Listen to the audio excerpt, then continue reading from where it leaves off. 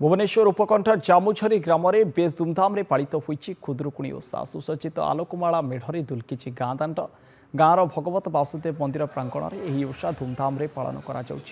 प्रथमे भोरु फूल तोला पर बालुका पूजा कर संध्यारे माँ मंगला मूर्ति स्थापना स्थान में गाँवर झील मैंने पूजा करते गाँवर 100 रु अधिक झील मैंने भाई मान शुभ मनासी पूजार्चना समापन करते 50 वर्ष हम ये ओषा पालन कर एथरक 5 पाली पड़ता खुदरुकुणी ओषा किंतु आम 4 पाली शेष करचु जेहेतु ग्रहण रही जाइए लास्ट पाली